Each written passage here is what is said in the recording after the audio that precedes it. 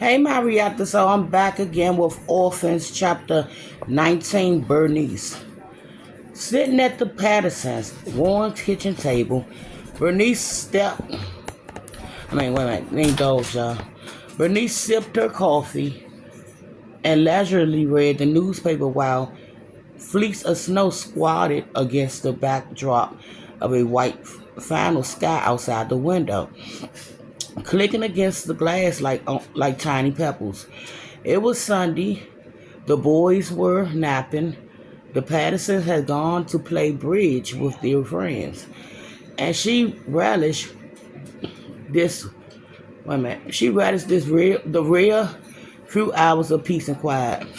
The past 2 months has been exhausting, asking for donations and looking for immigrant children, not to mention walking further and further in the cold every day to make sure she didn't visit the same houses twice.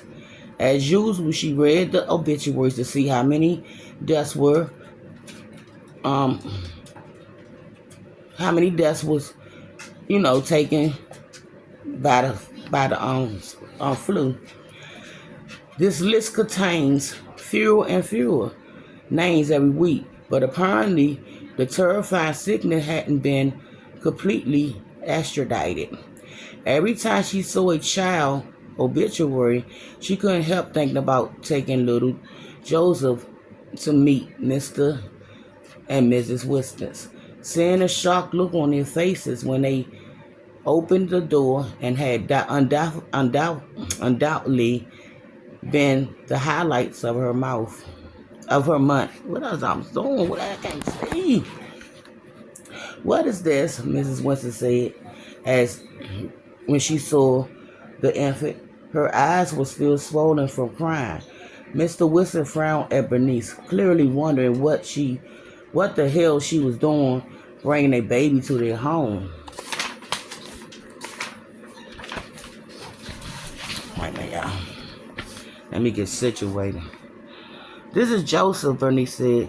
He was abandoned at the train station, naked except for a diaper, and before she could finish, Mrs. Wilson stepped forward to take him. May I? She asked. Of course, Bernice said. I don't think that's a good idea, darling, Mr. Winston said. Mrs. Winston ignored him and gathered the squalling boy in her arms. Oh, my word, she said.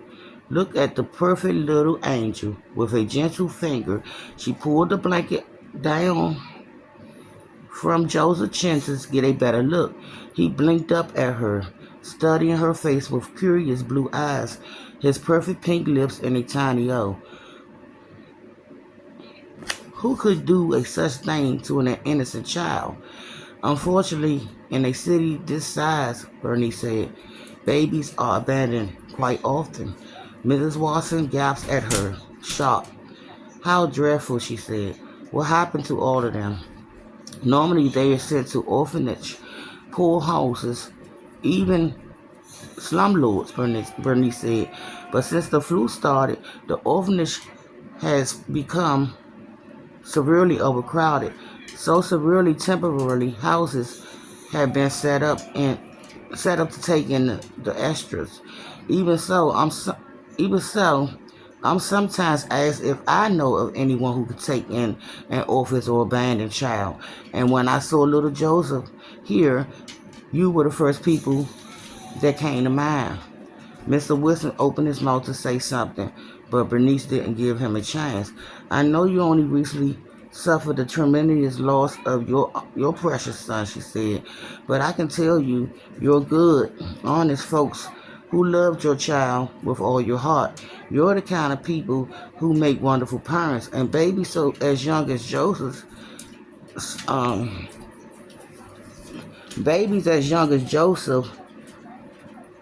are far better in loving homes than in an institutional setting. He's barely 3 months old and likely wouldn't see the age of 1 if he were left in an orphanage. Mrs. Wilson turned to her husband, her eyes flooding. We can't turn him away, she said.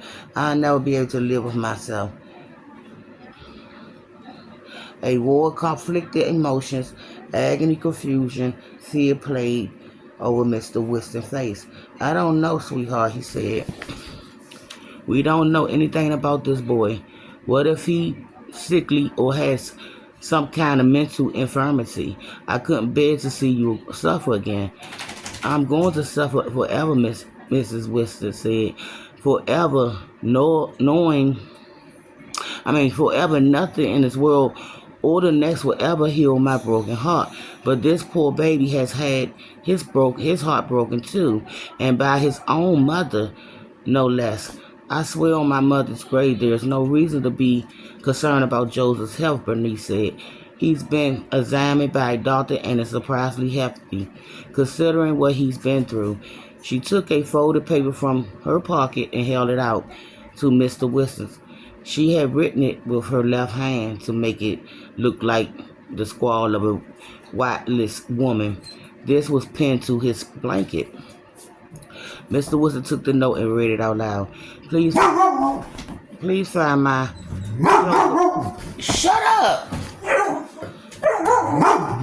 Y'all, I'm gonna come back. I can't. I'll be back.